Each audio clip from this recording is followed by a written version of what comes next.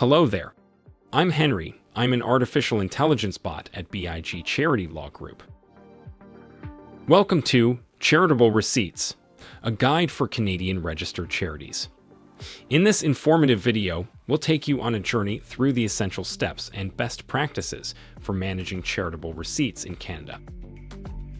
Canadian registered charities and qualified donees are granted a remarkable privilege: the ability to issue official donation receipts. This powerful tool allows these organizations to acknowledge the generosity of their donors and foster continued support. However, many charities inadvertently stumble when it comes to understanding receipting requirements, leading to compliance issues that can affect both the organization and its directors. In this comprehensive video, we will go through the common misconceptions and provide valuable tips for registered charities and qualified donees.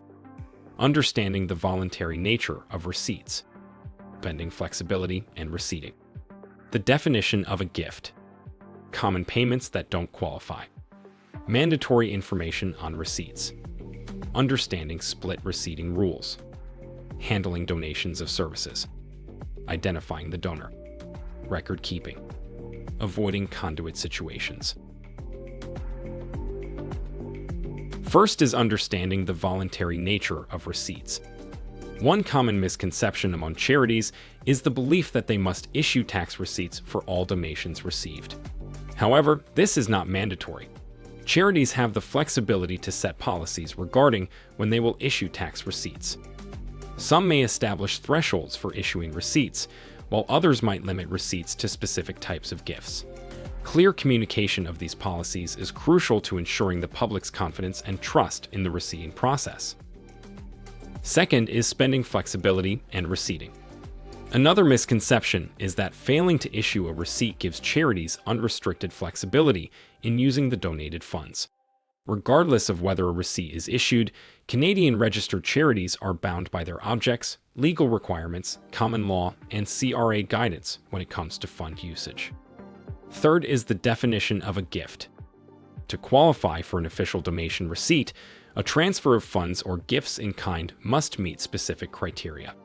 It must be voluntary, represent a complete transfer of property, and demonstrate donative intent on the part of the donor. If any of these elements are missing, the transfer does not qualify as a gift, and no receipt should be issued. Fourth is common payments that don't qualify. Certain payments do not qualify as gifts for receipting purposes. These include basic event or program fees, membership fees with material value, payments for lottery tickets, tuition fees, except for specific religious school tuition fees, and business sponsorships. Fifth is mandatory information on receipts. Official donation receipts must include specific information. Failure to include this information results in improper receipting. This is a common error, but one that is easily rectifiable. Sixth is understanding split receipting rules. Charities must correctly determine the eligible amount of a gift on the receipt, often referred to as split receipting. When donors receive an advantage in return for their gift, the advantage value must be deducted from the total gift value. This ensures the eligible gift amount is accurately reflected on the receipt. Seventh is handling donations of services. Donations of time, skills, and effort are considered services rather than property, and they do not qualify as gifts for receipting purposes. However, charities can issue receipts for services when specific conditions are met, including the charity being billed for the services. Eighth is identifying the donor.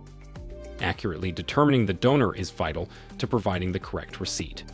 When in doubt, charities can request a declaration from the donor or corporation to confirm the donor's identity.